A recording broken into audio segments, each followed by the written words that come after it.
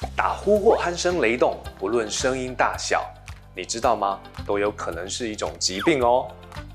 来吧，让你更加美。大家好，我是来家形象美学诊所的刘承信医师。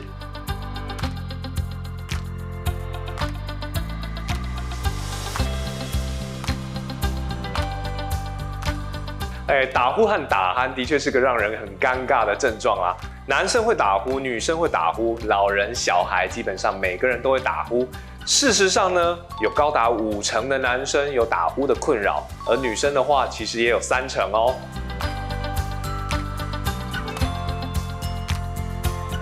打呼其实不能严格定义算是一种病。那打呼本身的影响其实也不大，除了会增加一些冠状动脉硬化的风险以外的话，其实最大的问题反而是让另一半觉得没有办法睡好，觉得很恼人。所以我的门诊当中很常出现夫妻一起来啊，老公就是微笑耸耸肩啊，老婆则是白眼翻天边啊，这是很常见的状况。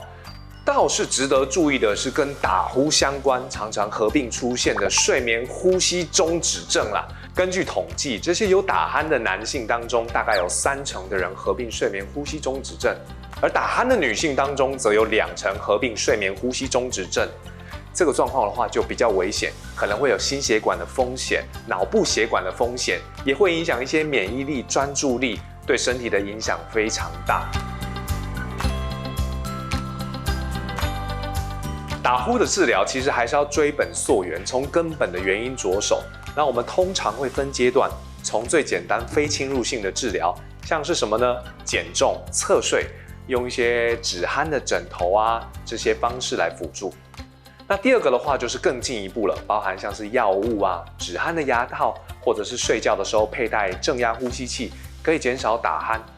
那第三个的话，则是针对阻塞处做出手术来解决改善这个方式。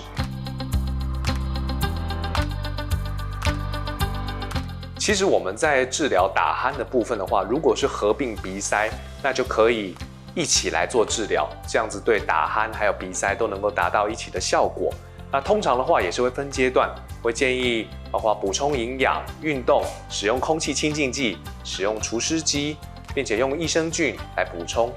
那第二阶段的话，当然就是刚刚提到的药物的合并治疗。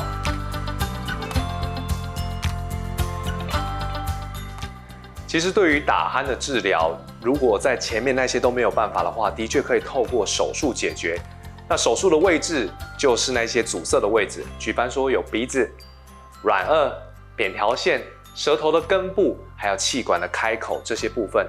那但是对于那些合并鼻塞很严重的病人的话，我们就可以针对鼻子来做手术了。常见的手术方式有无线射频冷凝气化，它就有一点像电波拉皮一样，有一根针深入肥厚的鼻肉，还有深入到比较肿胀的软腭那个地方做气化，使得组织慢慢缩小，来减少打鼾，更能够减少鼻塞。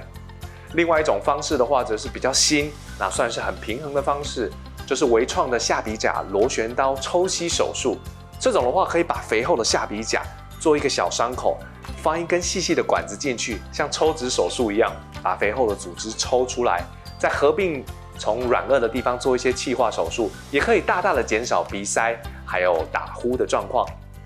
当然，更进一步的手术的话，则是微创的鼻中隔鼻道成型手术，彻底矫正鼻中隔弯曲、下鼻甲肥厚的问题。那在软腭的部分，我们也合并气化手术，让软腭组织慢慢缩小，来减少鼻塞、减少打鼾，让睡眠更顺畅。